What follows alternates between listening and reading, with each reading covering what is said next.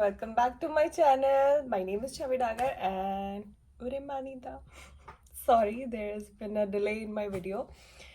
But मैं बनाना चाह रही थी लेकिन थोड़ा मौसम ख़राब होने की वजह से मैं बीमार पड़ गई and now I am recovering well. So मैंने सोचा कि चलो वीडियो बनाते हैं और हियर आई एम.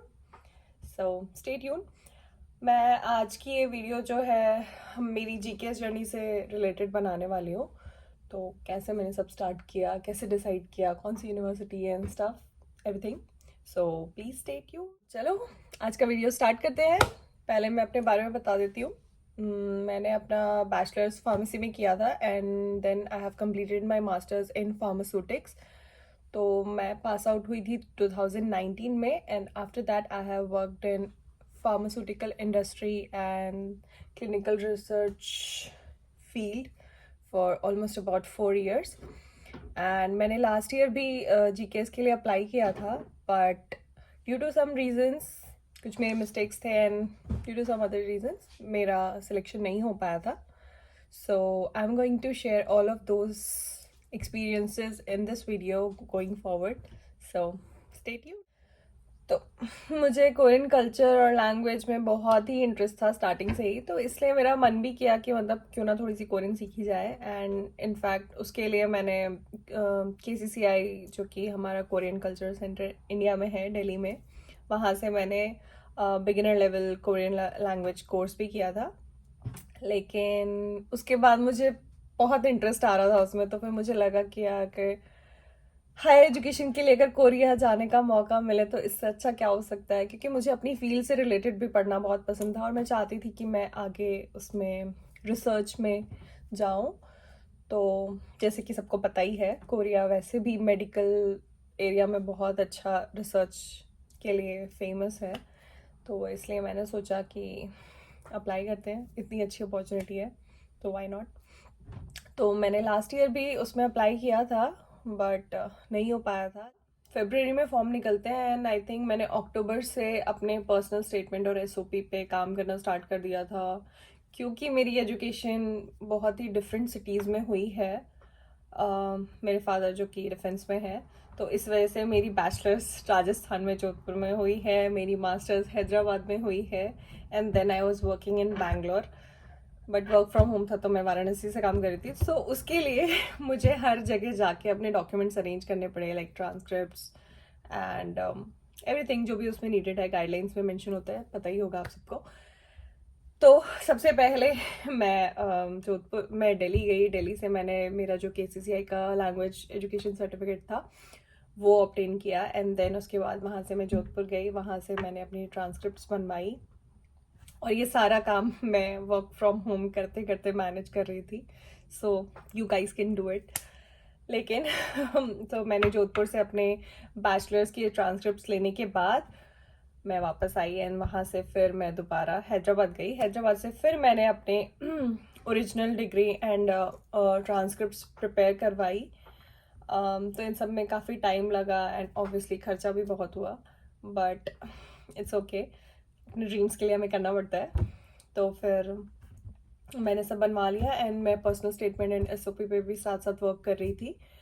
तो जितनी भी लिस्ट आई थी उसमें मतलब मैंने सबको अपने मेजर्स मेरे इंटरेस्ट के अकॉर्डिंग जो भी प्रोफेसर उस टाइम काम कर रहा था जिस सब्जेक्ट पे, तो मैंने उनको शॉर्टलिस्ट किया एंड फाइनली मैंने यूनिवर्सिटी डिसाइड की थी, दोंगुक यूनिवर्सिटी.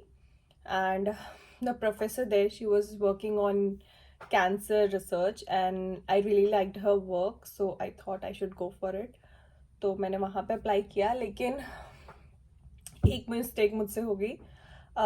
मेरे एक्चुअली जो बर्थ सर्टिफिकेट होता है विच इज़ वेरी इंपॉर्टेंट, क्योंकि वो आपका सिटीजनशिप प्रूफ है. लोग पूछते हैं कि आधार भी चल जाएगा, पैन भी चल जाएगा, बट नहीं, birth certificate is very important, चाहिए ही चाहिए. बाकी चीज़ें आप एज अ सप्लीमेंट्री कॉपी लगा सकते हो, like your passport copy you can attach as a supplementary proof but your birth certificate is a must.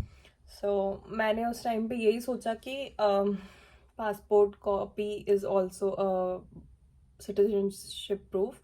तो मैंने अपना पासपोर्ट लगा के डॉक्यूमेंट्स के साथ भेज दिया था. लाइक तो पासपोर्ट नहीं, बर्थ सर्टिफिकेट के साथ क्या प्रॉब्लम थी, उसमें मेरे नाम की जो स्पेलिंग थी उसमें थोड़ा सा मिस्टेक था। तो मुझे लगा कि it will be a mismatch with my passport, because passport में डागर छवि है एंड मेरे बर्थ सर्टिफिकेट में कुछ और स्पेलिंग थी। तो it will be a mismatch. तो मुझे लगा कि आगे जाके प्रॉब्लम हो सकती है कि because of this reason it doesn't match, ये रिजेक्ट हो सकता है। तो इसलिए मैंने पासपोर्ट को सॉरी बर्थ सर्टिफिकेट को नहीं दिया अपने डॉक्यूमेंट्स के साथ। मैंने सारे डॉक्यूमेंट्स भेज दिए बट मैंने अपना बर्थ सर्टिफिकेट नहीं भेजा था, जस्ट पासपोर्ट का सप्लीमेंट्री कॉपी अटैच करके भेज दिया। बट उसकी वजह से मैं फर्स्ट राउंड, जो कि स्क्रीनिंग राउंड होता है, उसी में बाहर हो गई थी। And I was very sad, very heart broken, but so मैं फाइनली उस पर गिव अप कर चुकी थी कि ठीक है, नहीं जाना कोरिया, कोई बात नहीं, कहीं और देखते हैं, क्योंकि मुझे पढ़ने में इंटरेस्ट है। तो let's just try for US. And मैंने फिर यूएस के लिए यूनिवर्सिटीज़ एंड सब कुछ देखना स्टार्ट कर दिया था। इवन मैंने एसओपी और पर्सनल स्टेटमेंट यूएस के अकॉर्डिंग प्रिपेयर करना दोबारा से स्टार्ट किया, बिकॉज जो जीकेएस का फॉर्मेट होता है, रिक्वायरमेंट्स होते हैं एसओपी और पीएस के लिए, वो थोड़ा डिफरेंट है आपके वेस्टर्न कंट्रीज से। इसीलिए फिर मैंने आईएल्स भी दिया। जॉब करते करते मैं आईएल्स के लिए भी प्रिपेयर कर रही थी एंड आईएल्स एग्ज़ाम देने के बाद मैं यूनिवर्सिटीज़ चेक कर रही थी according to my band. But फिर मेरी बहुत अच्छी फ्रेंड, उसने मुझे मतलब बहुत मोटिवेट किया। उसने कहा कि मतलब it's okay, there is nothing to lose, एक और बार अप्लाई करके देख, सब कुछ रेडी है, तो इतना दूर जा जा के बार बार अपने डॉक्यूमेंट्स प्रिपेयर करवा के लेके आई है। So you have everything, you have extra set of documents, transcripts, everything is ready. Just एक और बार अप्लाई करके देख, होता है तो ठीक है, नहीं होता तो it's okay, you can still go for US. तो उसने मतलब मुझे काफ़ी समझाया and I am very grateful for that. तो उसके बाद फिर मैंने सोचा कि चलो ठीक है, करके देखते हैं। वैसे भी मैंने एक बार अप्लाई कर ही लिया है, जो भी मेरी मिस्टेक्स थी वो मुझे पता चली हैं, तो लेट्स जस्ट इम्प्रूव देम, उन पे वर्क करते हैं और एक और बार ट्राई करके देखते हैं। कुछ एक्सपेक्ट नहीं करते but let's see how it goes. तो फिर मैंने फर्स्ट टाइम में क्या बोलते हैं, किसी भी प्रोफेसर्स को कांटेक्ट नहीं किया था, ये सोच के कि इट्स ओके, मतलब मेरे पास सारे सर्टिफिकेट्स हैं, मैंने कोरियन सीखी है, मेरे पास वर्क एक्सपीरियंस है, इंटर्नशिप एक्सपीरियंस है, मार्क्स अच्छे हैं, everything is there, so I don't think I should contact someone, ऐसे करके मतलब ठीक है। क्योंकि मैंने जो वीडियोस देखे थे उसमें लोग यही बताते थे कि it's not necessary to contact your professors and stuff like that. तो फिर मैंने उसी वजह से किसी को कॉन्टैक्ट नहीं किया था। बट देन इस बार मैंने सोचा कि लास्ट टाइम नहीं करके देखा, नहीं हुआ, इस बार कुछ एक्सपेक्ट नहीं कर रहे, तो लेट्स जस्ट ट्राई करते हैं कॉन्टैक्ट। तो फिर मैंने मेल करना स्टार्ट किया एंड मतलब उसमें मैंने कुछ वीडियोस देखे जिनसे मुझे पता चला कि मतलब क्या सूटेबल टाइम रहता है जब आप प्रोफेसर्स को कांटेक्ट कर सकते हो। तो यूजुअली जो दिसंबर का टाइम होता है, यहाँ पे प्रोफेसर्स जो होते हैं थोड़े से फ्री हो जाते हैं, क्योंकि हॉलीडेज नियर होती हैं एंड यूनिवर्सिटी एग्ज़ाम्स जो रहते हैं, सेमेस्टर एग्ज़ाम्स, वो ख़त्म हो रहे होते हैं। तो इस टाइम पे प्रोफेसर्स के पास थोड़ा टाइम होता है, so they actively check their mails and they also start looking for spring semesters new students. तो इसीलिए मैंने आई थिंक दिसंबर में मैंने एक प्रोफेसर को मेल किया था, बट वो मेरी टॉप 3 यूनिवर्सिटीज़ में से एक थी, ईवा यूनिवर्सिटी। उसमें मैंने प्रोफेसर को कांटेक्ट किया था but no response. So again I was like कोई रिस्पॉन्स नहीं कर रहा, कोई फ़ायदा नहीं है, ये वो। बट देन फिर मैंने थोड़ा करेज जुटाया, न्यू ईयर आ गया था, ऑल्दो एक महीना निकल गया था इसी में, एंड आई वाज लाइक कि ऑलरेडी बहुत लेट हो गया है, सबने कहा था कि दिसंबर तक कांटेक्ट कर लेना चाहिए, but it's already knew year, पता नहीं अब कोई देखेगा भी या नहीं। तो मैंने कहा चलो कोई बात नहीं, there is nothing to lose, nothing to lose. तो फिर इसी वजह से मैंने फिर और प्रोफेसर्स को मेल करना स्टार्ट किया and I think it was around 2 of Jain और 3 जैन, स्टार्टिंग वीक था जनवरी का, और मैंने फिर प्रोफेसर्स को दोबारा से मेल करना स्टार्ट किया। एंड जो मेरी टॉप 2 यूनिवर्सिटीज़ थी उनमें से पुसान नेशनल यूनिवर्सिटी भी थी, जहाँ पे अभी मैं हूँ, थैंक यू गॉड। तो उनके प्रोफेसर का काम मुझे बहुत अच्छा लगा था एंड मैंने उनको फिर मेल किया तो आपको अगर प्रोफेसर को मेल करना है तो आप उनके जो वेबसाइट रहती है कॉलेज की वेबसाइट में, उनका लैब का पेज होता है, उसमें जाके चेक कर सकते हो, क्योंकि उसमें प्रोफेसर्स मेंशन करते हैं कि what are the qualities that they are looking for in a particular candidate जिनको भी उनकी लैब ज्वाइन करनी है। तो उसमें उन्होंने मेंशन किया था CV एंड एक कवर लेटर, दैट्स इट। तो फिर मैंने उनको कांटेक्ट किया and same day I got response from him. I was like, मुझे बिलीव नहीं हुआ कि ऐसा भी हो सकता है, and I was so happy मैं बता नहीं सकती, मतलब आउट ऑफ दिस वर्ल्ड ऐसी वाली फीलिंग हो रही थी मुझे। मतलब ऑल्दो अभी स्टिल मुझे अप्लाई करना था and there was a whole lot of thing remaining, but still I was really happy that day, क्योंकि मेरा जितना कॉन्फिडेंस जा चुका था वो उस दिन फिर वापस आया कि yes, your profile is not that bad, you are a good candidate, you still have a chance, it's okay, it was just a bad timing, so it's okay। तो फिर उन्होंने जब मतलब रिस्पॉन्स किया that he is very happy to accept me and stuff, तो उसके बाद मतलब मुझे करेज आया कि okay I should go for other professors too, जिनका भी मुझे वर्क पसंद है, मुझे उन्हें भी कांटेक्ट करना चाहिए। सो सेम वे मैंने ऑलमोस्ट आई थिंक 13 या 14 प्रोफेसर्स को मेल किया था ड्यूरिंग दैट वीक, एंड मुझे थैंकफुली 2 प्रोफेसर्स का रिस्पॉन्स और आया था।